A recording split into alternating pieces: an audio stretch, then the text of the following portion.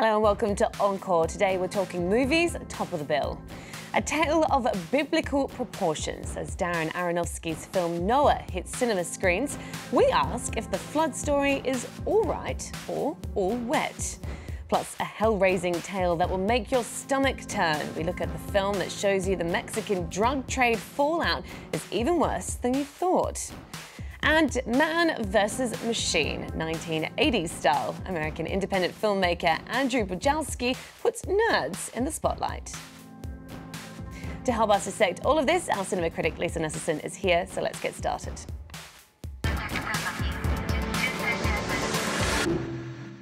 Hi Lisa, great to have you with us. Hello Jade. We're going to start with the biblical epic Darren Aronofsky's film Noah. Now there's been some mixed reception to this, hasn't there? You could say that. This movie was condemned in advance by one of my favorite categories of film critics, which is people who have not actually seen the movie. This time around, they're located in places like Qatar, Bahrain, the United Arab Emirates, but if you think about it, just censoring a film may actually be considered progress, because here in 1988, when Martin Scorsese's The Last Temptation of Christ played, a movie theater was actually blown up. And to its enormous credit, the city of Paris pledged that they would rebuild that cinema, and they did. And you could go to it today. It's called Le Saint-Michel. Does sound like a pretty extreme reaction.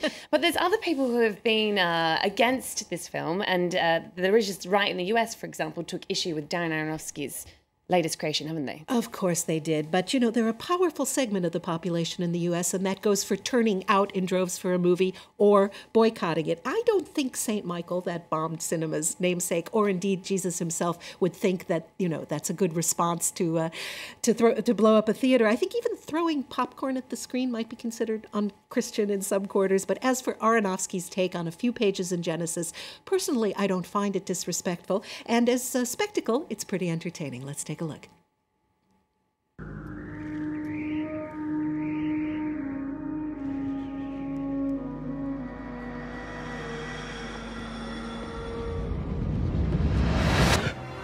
A great flood is coming. We build a vessel to survive the storm. We build an ark.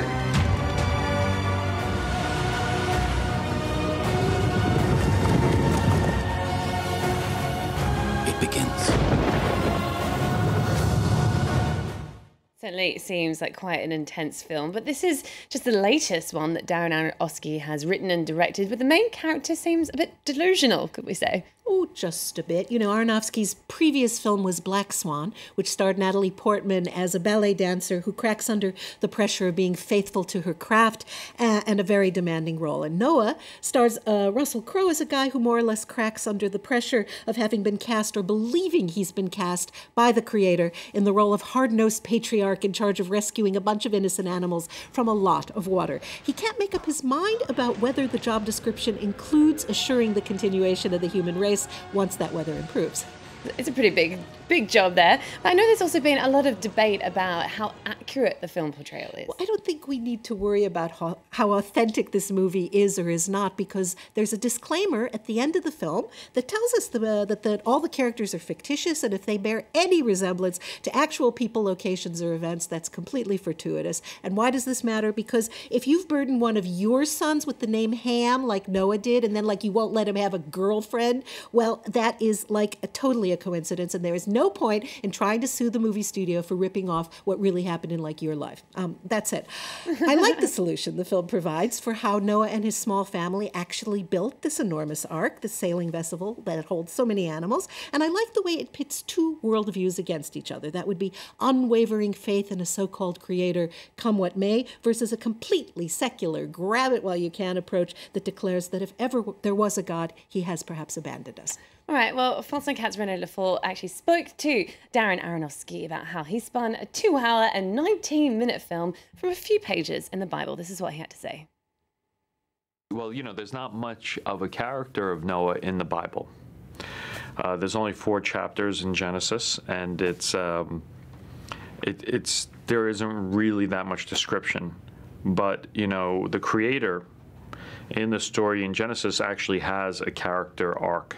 He starts off wanting justice, and by the end, with the rainbow, finds mercy. So for us, that was a very interesting kind of movement. And we decided to align Noah with that story. So Noah is unlike other people at the beginning of the film in that he understands that what man has done to the planet, and he wants justice, and over the course of the film, he learns mercy. Right, we can catch René Lafort's full interview with Darren Aronofsky this week, so don't miss that. But Lisa, also out in French cinemas this week is Helly, which was written and directed by Amat Escalante, isn't it? Now, if the flood was supposed to erase wickedness from the earth, Helly lets us know that that plan didn't quite work out. I saw Noah just 2 weeks ago, and I've pretty much forgotten it, but I saw Helly almost a year ago at the Cannes Film Festival, where it won the Best Director Award, and I still remember it vividly. So what's so memorable about it then? Well, as a viewer, I felt immediately caught up in situations, really terrifying situations that I wouldn't have the slightest idea how to get myself out of. An honest young man makes the mistake of destroying some packages of drugs that his 12-year-old sister's boyfriend, who's a cop in training, has swiped and hidden on the family property. And we all know from the movies and from headlines that whether it's gangs or the mafia or drug lords, that they really aren't interested in people's excuses. Modest lives are being upended all the time because of the obscene profits to be made in drug trafficking. And here we have the film Helly.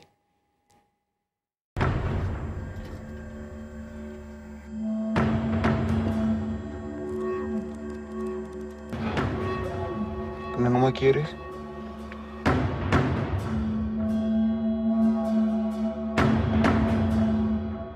¿Qué andaban haciendo aquí escondidos?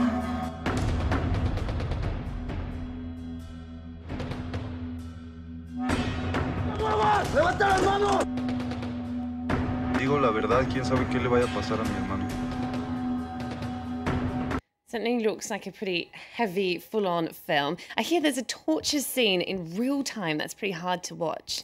True, but I'm of the opinion that torture scenes should be very hard to watch. What's most terrifying about this scene where a man who has displeased drug dealers is hung from the ceiling and flammable liquid is poured on his genitals and set afire is that the other people in the house while this is happening seem to think this is pretty normal. You know, there's children sitting on the couch who aren't really making any differentiation between a man being tortured a few feet away from them and the video games that they happen to be playing. People think taking drugs is dangerous, but in fact, what happens in this movie is a lot more dangerous. Here's what the director had to say to France 24's Catherine Nicholson.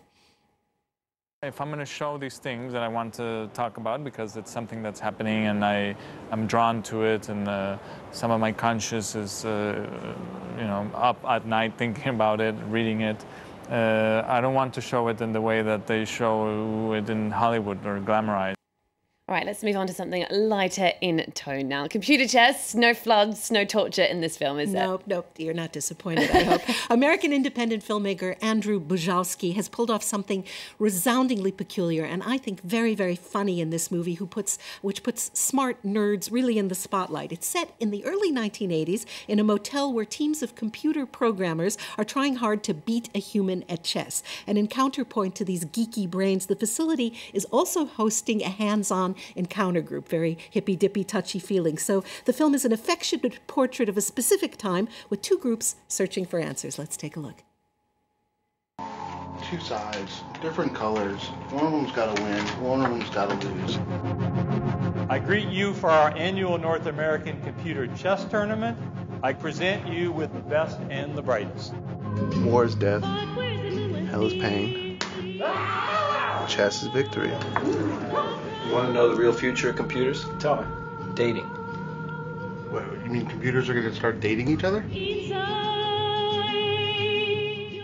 Lisa, I can't help noticing that despite being a film about technology, it has a rather low-tech look to it. Indeed it does, and that was lovingly recreated using actual vintage video equipment from the era. There's also only one female programmer in the bunch, and the guys keep referring to her and how great it is that some women have brains too. I was delighted to hear that. Of course, aren't we all? I haven't seen the film, but it looks like it could be a tad boring. Well, it won a major prize at Sundance, but my French colleague here at France 24 told me that it was one of the most boring things he's seen in the last few years. I think it's a very funny film, but I'm American and I lived through the 1980s. movies, so I recognize, the clothes and the gestures. All right, we're talking about cultural references. 3 films by India's Satyajit Ray, who died in 1992 after directing nearly 40 films being re-released in France. But you think, Lisa, that once again there could be something a bit lost in translation? Well, much as computer chess doesn't seem to translate for absolutely everybody, Rai is an undisputed master, but I think there's a lot of what's going on in his rich, rich films that I or even modern Indians might not be able to completely understand. Interestingly, the founder of the Cinémathèque, Henri Langlois, whose centenary we're celebrating this year, was instrumental in bringing Rai's work here to the West. And Charlotte from 1964 is said to have been his favorite among all his films. It's based on a tale by India's poet laureate Rabindranath Tagore, who died in 1941. The story is set in Bengal around 1880. It observes the title character as she reassesses her marriage and whether just a comfortable life is going to be fulfilling enough for her. It's a tale of feminist awakening, way ahead of its time, exquisitely shot. All right, well, we're going to leave you now with an excerpt of Charlotte. Thanks to you, Lisa, as always, for your wonderful cinematic insights, and to you for tuning in. Don't forget you can get more movie and culture news on our social networks. See you again soon. জানো বৌঠান, আমি ভাবছিলাম কি সমস্ত জীবনটা যেন একটা ছন্দের মতো, জন্ম মৃত্যু, দিন রাত্রি, সুখ দুঃখ, মিলন বিচ্ছেদ, ঠিক একটা সমুদ্রের ঢেউয়ের মতো, একবার উঠছি আবার পড়ছি।